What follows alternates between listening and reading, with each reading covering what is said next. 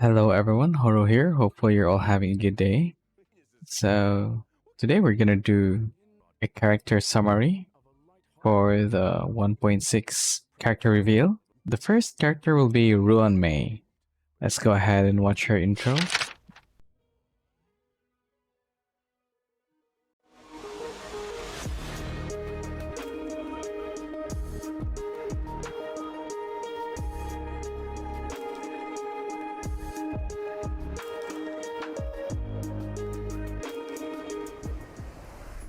Okay, so that was Ruan Mei's introduction. It's very beautiful. Now let's go to her kit. Basically, she is a Harmony Ice character. Her basic attack, named Threading Fragrance, deals single target ice damage. And her skill, named String Sing Slow Swirl, it will increase the weakness break efficiency of all allies. The weakness break efficiency, if you don't know, that is the damage we deal on the white bar of the enemy.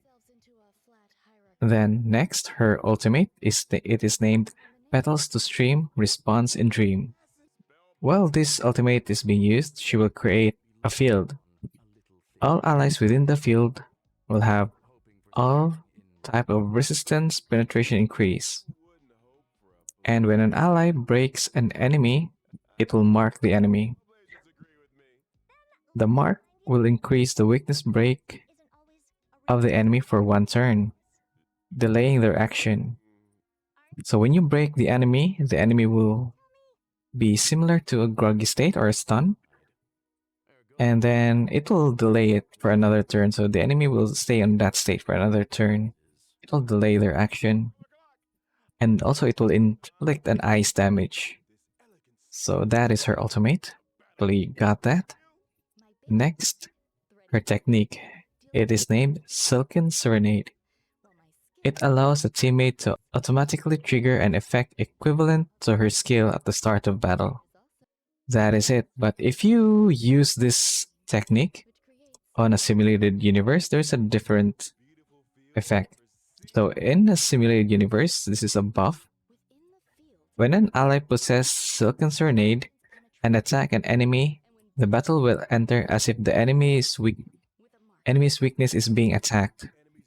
This attack ignores enemy weakness types and reduce the toughness bar depends on the attacker's own type.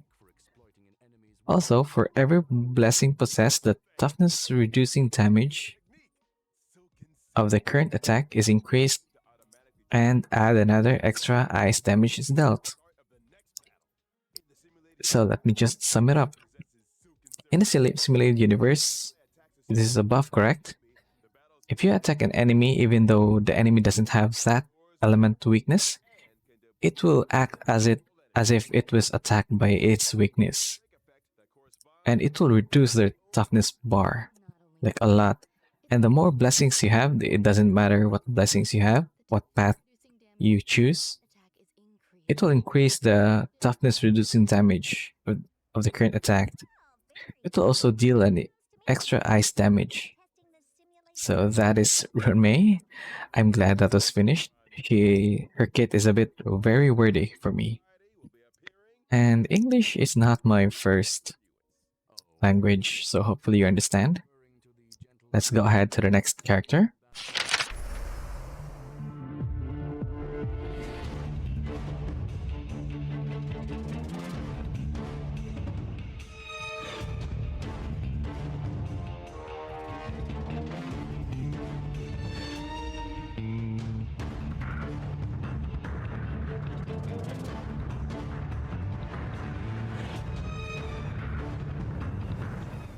Okay, that was a very solid intro by Dr. Ratio. Let's go ahead and check his kit. So Dr. Ratio is a Hunt imaginary character. His basic attack, named Mind is Might, is a single target imaginary damage. His skill, named Intellectual Midwifery, is a single target imaginary damage. And his talent, Cogito Ergo Sum, it triggers a follow-up attack after using a skill. The more debuff the enemy has, the higher chance of follow-up attack. So he is a follow-up attack character. And next, his ultimate, Syllogistic Paradox. It deals imaginary damage and inflict Wise Man's Volley. Wise Man's Volley is a debuff inflicted to the enemy. So if the enemy with this debuff is being attacked by an ally, it will trigger Dr. Ratio's follow-up attack. So there's already a lot of follow-up attack in his kit. But his ultimate is a single target. And next, his technique, Mold of Idolatry. It creates a statue that taunts the enemy, and when entering the battle, there's a chance of reducing the enemy's speed.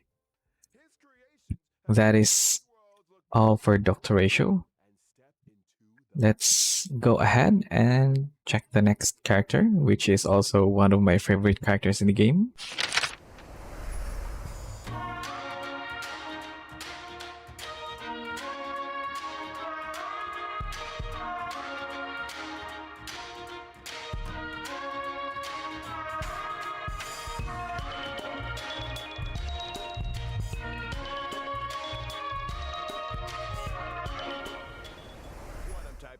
That was also a very beautiful introduction by Shui. So let's go ahead and check her kit. So Shui is a a destruction quantum character. Her basic attack is named Mara Sunder All. It deals a single target quantum damage. Her skill is named Iniquity Obliteration. It is also a single target quantum damage, and it will also affect the adjacent enemy, so basically 3 targets. Next is her talent, Karmic Perpetuation. So when Shui or an ally deals damage to enemy's toughness, they gain a stack of karma. And when the karma stack is being already filled, Shui will immediately launch a follow-up attack. So basically, any of your team deals damage to the enemy's toughness bar, you'll gain a karma stack, in which when the karma stack is full, it will allow Shui to perform a follow-up attack. Next is her talent, named Divine Castigation. It is a single target quantum damage and toughness depletion that ignores weakness types. The more toughness bar being depleted, the greater the damage. So she will deal quantum damage to the enemy, but it will also reduce the enemy's toughness bar, even though if the enemy doesn't have that type of weakness, because her ultimate ignores the weakness type. So it will just act as if the enemy is weak to this element. And then the next is her technique. It names Summary Execution. It will attack the enemy and enter the battle, dealing quantum damage to all enemies. So that is all for the 1.6 character summary. And by the way, if you didn't know, we will be getting Dr. Ratio for free. 1 copy of him, yeah. They are that generous. And for the upcoming banner, this is the upcoming banner. They will be doing a rerun. I wonder why they skip Locha's rerun. It should be Locha's turn. So first, Ruan Mei's banner. We have Shuye. Yeah, I really want to pull for Shuye, but I was already screwed by Hanya. Next is Blade. Tingyun is also a very good Eidolons. Then next, Dr. Ratio. We have Shushang, Natasha, and Hook. I don't need any of them, so I'm not gonna pull for Dr. Ratio anyway. And this is why I am so screwed. They put Kafka on this one. So if I pull for Shuye, I have to pull for Kafka. I need my Kafka E4. I only need 1 copy of her to make that happen. And I really want to get Shuye, but come on, I have to decide. I might just go for Kafka because Shuye is a 4-star character. And I already learned my lesson. It's very difficult to catch a 4-star character Limited banner. Yeah, it's very difficult. If you haven't seen my struggle, you can just watch my Hanya pulls video.